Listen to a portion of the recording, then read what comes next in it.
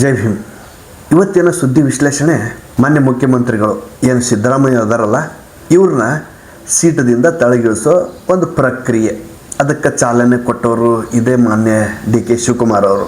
ಕಾಂಗ್ರೆಸ್ಸಿನ ಕಟ್ಟಾಳು ಅಂದರೆ ಹೈಕಮಾಂಡ್ ಏನೆಲ್ಲ ಹೇಳುತ್ತಾ ಯಾವುದೂ ಚಾಚು ತಪ್ಪಲಾರ್ದನೆ ಅದನ್ನು ಕಾರ್ಯರೂಪಕ್ಕೆ ತರೋದು ಅಥವಾ ಆರ್ಡರ್ನ ಒಬೆ ಮಾಡೋದು ಅಂದ್ರೆ ಕಾಂಗ್ರೆಸ್ ಒಳಗೆ ಡಿ ಕೆ ಶಿವಕುಮಾರ್ ಮೊದಲಿಗರಾಗ್ತಾರೆ. ಹಂಗಂಥೇಳಿ ಸಿದ್ದರಾಮಯ್ಯ ಅವರು ಅಲ್ಲ ಅಂತಲ್ಲ, ಸಿದ್ದರಾಮಯ್ಯನವರು ವೈಚಾರಿಕತೆ ಹೊಂದ್ಕೊಂಡಾರ. ಸ್ಟೇಟ್ಮೆಂಟ್ ಕೊಡಬೇಕಾದ್ರೆ ಏನು ಸ್ಟೇಟ್ಮೆಂಟ್ ಕೊಡಾಕತ್ತೀನಿ ಅನ್ನೋದು ಗೊತ್ತಾಗುತ್ತೆ. ಕೊಟ್ಟಿರೋ ಸ್ಟೇಟ್ಮೆಂಟಿಗೆ ಜಸ್ಟಿಫಿಕೇಶನ್ ಕೊಡ್ತಾರ, ಡೆಫಿನಿಫಿಕೇಶನ್ ಕೊಡ್ತಾರ. ಅಷ್ಟು ಛಾತಿ ಅವರ ಹತ್ರ ಐತಿ. ಮತ್ತು ಅವರು ಅಹಿಂದ ನಾಯಕರು. ಯಾವಾಗೆಲ್ಲ ಸಿದ್ದರಾಮಯ್ಯನವರ ಒಂದು ಕುರ್ಚಿ ಅಳ್ಳಾಡುತ್ತ, ಅವರ ಬುಡಕ್ಕೆ ಯಾವಾಗ ನೀರು ಬರ್ತ, ಅವರು ಕಟ್ಟ ಕಡೆದಾಗಿ ಉಪಯೋಗಿಸೋ ದಾಳನ ಅಹಿಂದ ಅನ್ನೋ ಒಂದು ಅಸ್ತ್ರ. ಇದು ಒಂದು ಬಲವಾದ ಅಸ್ತ್ರ ಅವ್ರು ಬತ್ತಾಳು ಕೆಳಗೆ ಇಟ್ಕೊಂಡ್ರಲ್ಲ. ಸೊ ಹೀಗಾಗಿ ಅವರು ರಾಜಕಾರಣದೊಳಗೆ ಬಹಳ ಉತ್ತುಂಗಕ್ಕೂ ಏರಿದ್ರು. ಇದನ್ನ ಇತಿಹಾಸದ ಪುಟ ತೆರೆದು ನೋಡಿದಾಗೂ ಕೂಡ ಗೊತ್ತಾಗುತ್ತೆ. ದೇವೇಗೌಡರು ಅವ್ರಿಗೆ ಹೊರಗೆ ಹಾಕಕ್ಕೆ ಅಂದ್ರೆ JDS ದಿಂದ ಉಚ್ಚಾಟನೆ ಮಾಡೋದಕ್ಕೆ ಮೂಲ ಕಾರಣನ ಅಹಿಂದ ಸಮಾವೇಶ ಅವರು ಹಮ್ಮಿಕೊಂಡಿದ್ದು. ಅಲ್ಲಿ ಸಾಕಷ್ಟು ಜನ ಬೆಂಬಲ ಸಿಕ್ಕರು. ಸಿದ್ದರಾಮಯ್ಯ ಅವರು ನಮ್ಮ ನಾಯಕರು ಅಂತ ಹೇಳಿ ಇಡೀ ರಾಜ್ಯಾದ್ಯಂತ ಎಲ್ಲರೂ ಒಪ್ಪಿಕೊಂಡ್ರು. ಇದು ಇತಿಹಾಸ. ಈಗ ಸಿದ್ದರಾಮಯ್ಯನವರು ಮೊದಲನೇ ಅವಧಿಗೆ 5 ವರ್ಷ ಪೂರ್ಣ ಮಾಡಿದರು. ಅದೇ ರೀತಿ 2ನೇ ಅವಧಿಗೆ CM ಗಾದಿ ನನಗೆ ಬೇಕು ಅಂತಂದಾಗ ಅದಕ್ಕೆ ವಿರೋಧ ವ್ಯಕ್ತಪಡಿಸಿದ್ದು ಡಿ ಕೆ ಸಾಹೇಬರು. ನೇರವಾಗಿ ಏನು ವಿರೋಧ ಪಡಿಸಿಲ್ಲ, ನಾನು ಕೂಡ ಆಕಾಂಕ್ಷಿ, ನಾನೇನು ರಾಜಕೀಯ ಸನ್ಯಾಸಿನ ಅನ್ನೋ ಸ್ಟೈಲ್ ಒಳಗೆ ಅವರು ಮಾತಾಡಿದರು. ಆ ಮಾತಾಡಬೇಕಾದ್ರೆ ಅವ್ರ ಹತ್ರ ಕೆಲವೊಂದಿಷ್ಟು ಗೊತ್ತುಗಳು ಇದ್ದು.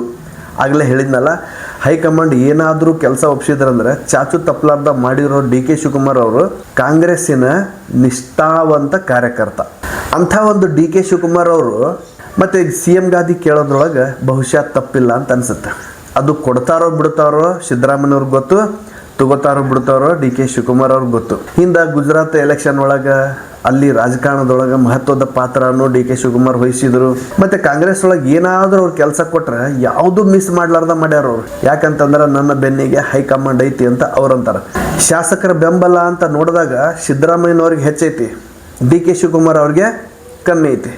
ಈಗ ಪ್ರೆಸೆಂಟು 136 ಅವ್ರ ಹತ್ರ ಶಾಸಕರು ಅದಾರ, ಅಂದ್ರೆ ಶಾಸಕರ ಬೆಂಬಲ ಐತಿ ಈ ಸರ್ಕಾರಕ್ಕೆ. ಇನ್ನು ಸಿದ್ದರಾಮಯ್ಯನವರನ್ನ ಡಿ ಕೆ ಶಿವಕುಮಾರ್ ಅವರು ಹೆಂಗೆ ಕೆಡೋತಾರ ಅಥವಾ ಹೆಂಗೆ ಇಳಿಸ್ತಾರ? ಆಲ್ರೆಡಿ ಸ್ಟಾರ್ಟಿಂಗ್ ಒಳಗನ ಹಗ್ಗ ಜಗ್ಗಾಟ ನಡೆದಿತ್ತು, ನನಗೆ ಬೇಕು CM ಗಾದಿ, ನಿನಗೆ ಬೇಕು CM ಗಾದಿ ಅಂತ.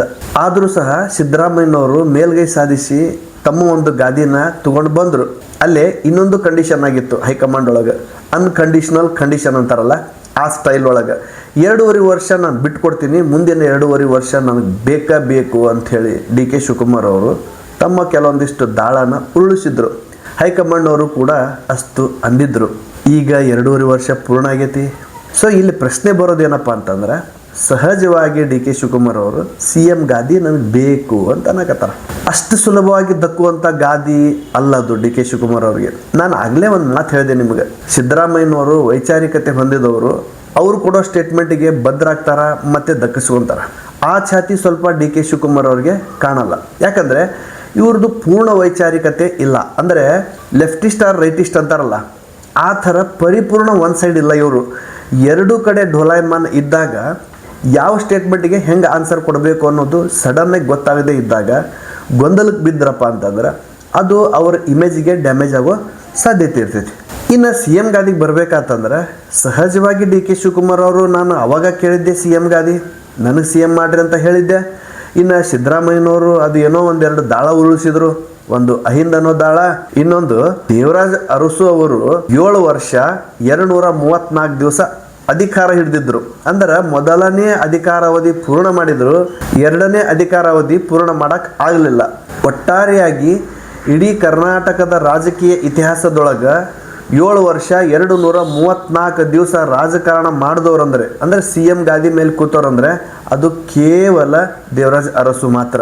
ಅದಾದ್ಮೇಲೆ 5 ವರ್ಷ ಕಾಂಗ್ರೆಸ್ ಒಳಗೆ ಅಧಿಕಾರ ಪೂರ್ಣಗೊಳಿಸಿದವ್ರು ಯಾರಪ್ಪ ಅಂತಂದ್ರೆ ಅದ ಮಾನ್ಯ ಸಿದ್ದರಾಮಯ್ಯನವರು. ಇನ್ನು 5 ವರ್ಷ ಅಂತೂ ಆಯಿತು, ಮತ್ತೆ ಅಧಿಕಾರಕ್ಕೆ ಬಂದರು.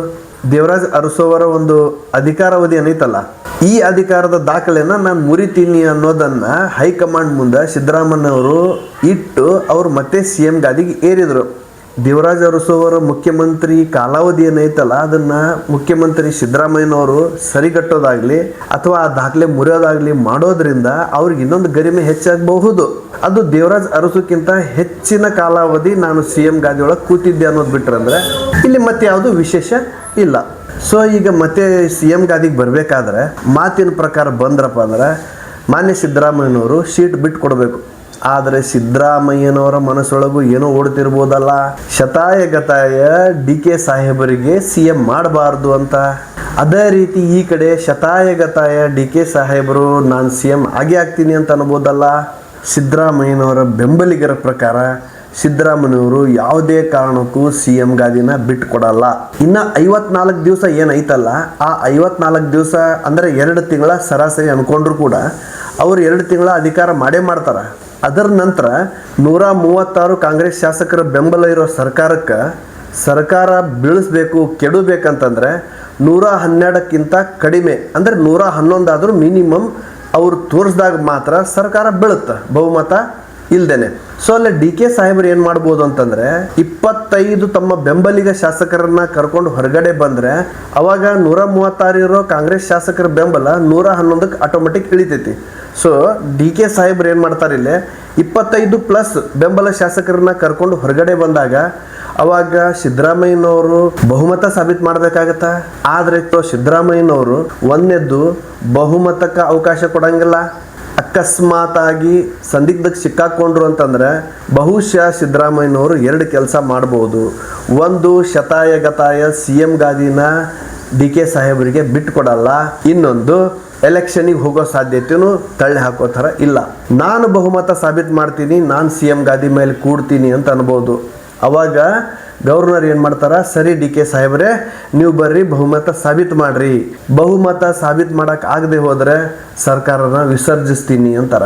ಅವಾಗ DK ಸಾಹೇಬರು ಬಹುಮತ ಸಾಬೀತು ಮಾಡಲೇಬೇಕಾಗುತ್ತೆ. ಏನು ಬಹುಮತ ಸಾಬೀತು ಮಾಡಕ್ಕೆ 7 ದಿವಸ ಟೈಮ್ ಇರ್ತೈತಿ, ಅಲ್ಲಿವರೆಗೂ ನೀವು CM ಗಾದಿ ಮೇಲೆ ಕೂರ್ಬೋದು ಅಂತ ಗವರ್ನರ್ ಹೇಳಿದ್ರು ಸಹ ಅವರು 7 ದಿವಸ CM ಗಾದಿ ಮೇಲೆ ಕೂತರು ಕೂಡ ಯಾವುದು ಪವರ್ ಇರಲ್ಲ, ಸಂವಿಧಾನಾತ್ಮಕವಾಗಿ ಪವರ್ ಇರಲ್ಲ. ಅವರು ಬಹುಮತ ಸಾಬೀತು ಮಾಡಿದಾಗ ಮಾತ್ರ ಅವರು ಮುಖ್ಯಮಂತ್ರಿಯಾಗಿ ಮುಂದುವರಿತಾರ.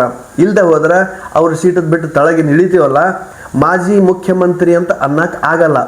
ಅವರು ತಮ್ಮ ಮನಸ್ಸಿನ ಸಮಾಧಾನಕ್ಕೆ ಒಂದು ನಾನು 7 ದಿವಸ CM ಆಗಿದ್ದೆ ಅಂತ ಹೇಳಿ ಹಿಂದೆ ಏನು ಯಡಿಯೂರಪ್ಪನವ್ರು 7 ದಿವಸ CM ಆಗಿದ್ರಲ್ಲ ಆ ಥರ ಅನ್ಕೋಬಹುದು ಹೊರತು ಆಡಳಿತಾತ್ಮಕವಾಗಿ ಅವರು CM ಆಗಲ್ಲ. ಭಾಳ ಚಂದ ನಡೆದೈತೆ ಆಟ. ಇವರು ಉಳಿಸೋ ದಾಳ ಅವ್ರಿಗೆ ಗೊತ್ತೈತಿ, ಅವರು ಉಳಿಸೋ ದಾಳ ಇವ್ರಿಗೆ ಗೊತ್ತೈತಿ. ಆದರೂ ಕೂಡ ಸ್ಟೇಟ್ಮೆಂಟ್ ಒಳಗೆ ಯಾವುದೋ ಹಗ್ಗ ಜಗ್ಗಾಟ ನಡೆದಿಲ್ಲ. ಒಳ್ಳೆ ವ್ಯವಸ್ಥಿತವಾಗಿ ಒಂದು CM ಗಾದಿ ಮೇಲೆ ಹಗ್ಗ ಜಗ್ಗಾಟ ನಡೆದೈತಂತನ ಅನ್ಬೋದು. ಮುಂದೆ ಏನಾಗತ್ತೆ ಅನ್ನೋದು ಗೊತ್ತಿಲ್ಲ. ವೇಟ್ ಆ್ಯಂಡ್ ಸಿ ಅಂತ ಹೇಳೋಣ ಅನ್ಕೋತಾ ಇವತ್ತಿನ ವಿಶ್ಲೇಷಣೆನ ಇಲ್ಲಿಗೆ ಮುಗಿಸ್ತೀನಿ. ಜೈ ಹಿಂದ್.